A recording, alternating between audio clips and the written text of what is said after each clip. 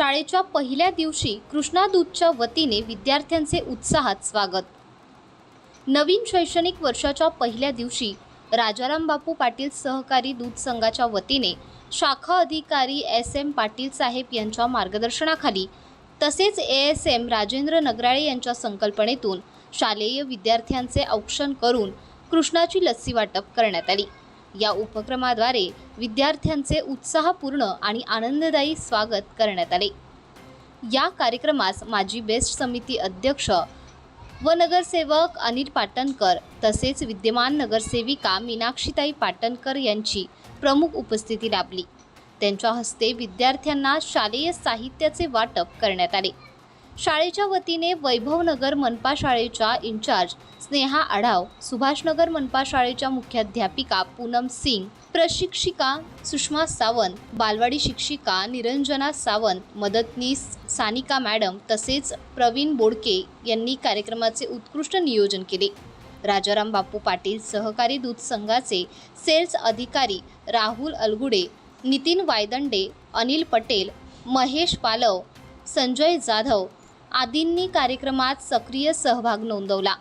शाळेच्या पहिल्याच दिवशी विद्यार्थ्यांचे अशा प्रेमळ आणि आनंददायी वातावरणात स्वागत झाल्याने विद्यार्थी अतिशय आनंदी व उत्साही झाले। कृष्णा दूधच्या वतीने विद्यार्थ्यांना कृष्णाची लस्सी देऊन त्यांचे तोंड गोड करण्यात आले व नवीन शैक्षणिक वर्षाची आनंददायी सुरुवात करण्यात आली। आज खरं आनंद आणि उत्साहाचा दिवस आहे, कारण की बघा सगळ्यांना इथे तुमची ओवाळणी केली की नाही ओवाळणी कधी करतात माहिती आहे तुम्हाला? ज्या वेळेला लढाईला जात असतो आपल्या हिंदू संस्कृतीमध्ये, ज्या वेळेला लढाईला जायचं असतं त्यावेळेला त्याचं अवक्षण करतात, म्हणजे त्याची ओवाळणी करतात। आणि म्हणूनच ही एक प्रकारची तुमची लढाई आहे। ही लढाई आपली जी घरची परिस्थिती आहे, गरीब परिस्थिती असेल, कुणाची आई धुणे काम करायला जात असतील, मोलमजुरी करायला जात असतील, त्याच्यातून पुढे जाण्यासाठी ही तुम्हाला शिक्षण ही एक मोठी लढाई आहे आणि ती तुम्हाला जिंकण्यासाठी आज ही तुम्ही शाळेचा पहिला दिवस आहे। आणि मी खरंच म्हणजे हे आमच्या विभागातील राम आणि सीता म्हणायला लागेल, कारण अतिशय लोकांचे मनापासून काम करत आहेत। आणि मी मनापासून कौतुक करू इच्छितो आदित्य ठाकरे साहेबांचं, कारण आत्ताच्या या बदलत्या जगामध्ये स्पर्धेमध्ये राहण्यासाठी स्पर्धेत प्रमाणे तुम्हाला टिकणं गरजेचं असतं। त्याकरता त्यांनी हे जे CBSE जे बोर्ड व्हर्च्युअल वगैरे हे सर्व व्हर्च्युअल क्लासेस ह्या सर्व जे गोष्टी चालू केल्यात त्या आदित्य ठाकरे साहेबांनी चालू केलेल्या, आणि त्यांच्यासाठी सर्वांनी एकदा टाळ्या वाजवायच्या आहेत। उद्या भविष्यात तुमच्यातलाच एखादा पंतप्रधान होऊ शकतो, एखादा चांगला सचिन तेंडुलकर सारखा क्रिकेटर होऊ शकतो, एखादा सिंगर होऊ शकतो, एखाद्या या मुख्याध्यापक आहेत, शिक्षक आहेत त्या होऊ शकतात, मीनाक्षीताईंसारखा एखादी नगरसेविका होऊ शकते। पण हे केव्हा, ज्या वेळेला तुम्ही शिक्षण घ्याल त्यावेळेला आपल्याला डॉक्टर बाबासाहेब आंबेडकरांनी सांगितलेलं आहे, शिका, संघटित व्हा, संघर्ष करा। आणि हा आपण त्यांचा मूलमंत्र आहे, तो आपण जोपासायचा आहे। आणि सर्व मुलांनी अगदी मनापासून शाळेमध्ये शिकायचं आहे, मस्ती थोडी कमी करायची आहे आणि अभ्यास जास्त करायचा आहे। आपल्या आईवडिलांना आपल्यासाठी काय काय करतात याची थोडी जाणीव ठेवायची आहे। आणि तुम्ही शिकून चांगले व्हा म्हणजे आणखीन विद्यार्थी इथे येतील। आणि आज आम्ही या दोघांच्या उभयतांच्या उपस्थितीमध्ये इथल्या विद्यार्थ्यांना जी राजाराम बापू पाटील दूध संघाच्या वतीने लस्सी वाटप करत आहोत। तुमचं तोंड देखील गोड करत आहोत। लढाईला जाताना साखर द्यायचे तर साखर न देता तुम्हाला आम्ही लस्सी देतोय, कारण बाहेर गरमी भरपूर आहे, गरमीला पण तुम्हाला टाळण्याकरता लस्सी देत आहोत। पुन्हा एकदा सर्व विद्यार्थ्यांना जी काही मदत लागेल हे पाटणकर साहेब आणि आमच्या ताई या सगळे करतील एवढं सांगू इच्छितो। पुन्हा एकदा सगळ्या विद्यार्थ्यांचे, नवोदित विद्यार्थ्यांचे आम्ही स्वागत करतो। सगळ्यांनी टाळ्या वाजवायच्यात आपल्या स्वतःसाठी। आजच्या दिवशी, आजचा शाळेचा पहिला दिवस, मुंबई महानगरपालिका या पहिल्या दिवशी मुलांना मोफत वस्तू देत असतात। BNC मराठी शाळा आहे, ते आपल्या मराठी कुठेतरी आपण जपलं पाहिजे। पण आजची परिस्थिती पाहिली तर पटसंख्या फक्त 40 आहे, 60 आहे, कुठे 50 आहे, म्हणजे अशा प्रकारची म्हणजे मराठी आपल्या शाळा बंद होत चालल्यात। त्यासाठी आपण काय करायला पाहिजे? तर हा एक विषय, गहन विषय आहे की त्याच्यावर चर्चा व्हायला पाहिजेत। मराठी शाळा आपल्या चालू राहायला पाहिजेत। एक तर आई वडिलांना आपण सांगायला पाहिजे, तो एक आहे की आई वडिलांना समजावायला पाहिजे. पण आता हे फॅड झालं, इंग्लिश मिडियमचं एक फॅड होत चाललंय. पण इंग्लिश पण पाहिजे, पण ही मराठी आपली जपली पाहिजे.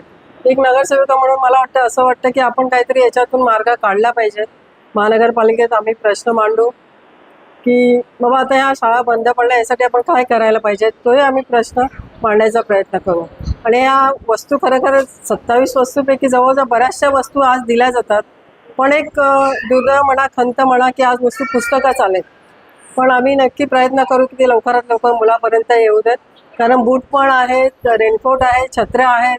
म्हणजे पाऊस आल्यानंतर काय उपयोग नाही त्याचा, त्याचाही आम्ही पाठपुरावा करेल. आणि आज मुलांचं इथे खूप स्वागत केलं, छान स्वागत केलं. प्रिन्सिपल मॅडमचं पण, शाळेचे शिक्षक खूप मेहनत घेत आहेत. आपण म्हणतो मराठी शाळा बंद पडत चालल्या, पण शिक्षकांचंही तितकंच आहे की खूप ते प्रयत्न करतात मुलांना शाळेत राहण्यासाठी. मागच्या 3-4 वर्षा अगोदर आम्ही प्रयत्न केला होता की घरोघरी जाऊन आम्ही प्रत्येकाला सांगत होतो की मुलांना तुम्ही शाळेत घाला म्हणून. BMC आम्ही तिथूनच आलो. आम्ही दोघेही याच BMC शाळेतून, महानगरपालिकेच्या शाळेतून शिकलेलो आहोत. त्याच्यामुळे शिक्षण हे इथे चांगल्या प्रकारे मिळतं. जर आईवडिलांची आता मनस्थिती आईवडिलांची थोडीशी झाली की मुलांनी इंग्लिश मिडियममध्ये, CBSE बोर्ड आहे इकडे जावं म्हणून. पण इथेही मुलांनी आपली जी मराठी आहे ती शिकवलं पाहिजे. आपल्या मुलांना इंग्लिश बरोबर मराठी हे आपलं असलंच पाहिजे. आणि आम्ही नक्कीच एक नगरसेविका म्हणून हा प्रयत्न करू की त्याच्यावर काय करता येईल. ह्या पट हळूहळू कमी होत चालला, एवढी मोठी शाळा आहे आणि विद्यार्थी कमी आहेत. नक्कीच याच्यावर आम्ही प्रयत्न करू. मी तर शाळेत गेली का मला ते शाळेचे दिवसच आठवतात. प्रमुख पाहुणे म्हणून जाते, पण मला वाटतं नाही, मी शाळेतलीच विद्यार्थिनी आहे. या ह्याच्यानेच मी शाळेत जात असते. खूप छान वाटतं. त्यावेळेचे दिवस आठवतात.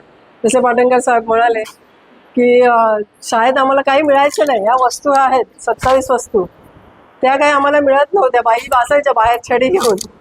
आताचं मुलांचं नाही, आता मुलांचं स्वागत होतंय. खरंच खूप चांगली गोष्ट आहे. पालकांना मी इतकंच सांगेन की जसं आपण इंग्लिशकडे चाललो आहे, पण मराठी आपण जपली पाहिजे. मुलांना आता कितीतरी आहेत या मराठी शाळेतून अधिकारी चांगले झालेले आहेत, नेते चांगले झालेले आहेत, पुढे गेलेले आहेत. नगरसेवक खूप चांगल्या पदावर गेलेले आहेत. म्हणजे इथून पण आपला मुलगा मुलगी आपण चांगलं शिकू शकतो असं मला वाटतं. आज साहेब आमच्याकडे आले. आमच्या पूनम मॅडम पण वेळात वेळ काढून आमच्या शाळेत हजर झाल्या. मी त्यांचे धन्यवाद मानते. आणि शेवटी एकच हे पालकांना आवाहन करू इच्छिते की आपला मुलगा इंग्लिश शाळेत जावा, तो मोठा ऑफिसर बनावा, ही प्रत्येकच पालकाची इच्छा असते.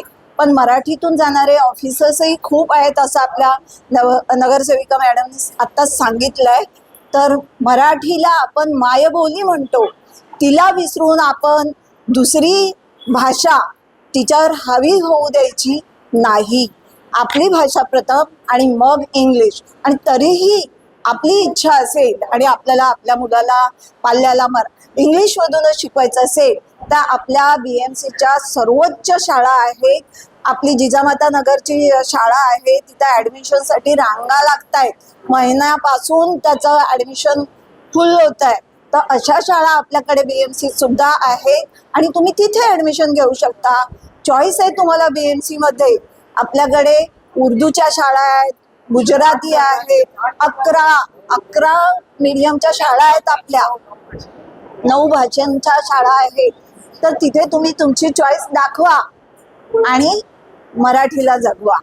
मी माझे महानगर शाळातर्फे एवढंच बोलते आणि मॅडमला निवेदन पण करते, पेरेंट्सला आवाहन करते की सेमी इंग्रजी मराठीमध्ये पण आम्ही सुरू केलं आहेत मराठी माध्यममध्ये, की मॅथ्स आणि सायन्स हे दोन्ही आम्ही इंग्लिश टेक्स्टबुक आहेत, इंग्लिशमध्येच त्यांना अध्ययन की हायर एज्युकेशनमध्ये त्यांना ते खूप महत्त्वाचे विषय आहेत. तर पेरेंट्सला पण हे गैरसमज नाही की हे मराठी मीडियम आहे. आम्ही प्रत्येक सब्जेक्टला आणि प्रत्येक मीडियम ऑफ इन्स्ट्रक्शनला तेवढंच भर देत आहोत. फक्त पेरेंट्सला तेवढी जागरूकता त्यांना पण पाहिजे की मराठी माध्यममध्ये पण आम्ही CBSEचे पॅटर्नमध्येच पहिलीचं आता अध्यापन आम्ही सुरुवात केली आहे. तर ते मराठी माध्यममध्ये त्यांनी त्यांचं मुलांना टाकलं तेव्हा पण त्यांचं फ्युचर ब्राईट होणार हे आश्वासन आम्ही ॲज अ मुख्याध्यापक, ॲज अ शिक्षक आम्ही पेरेंट्सला देत आहोत.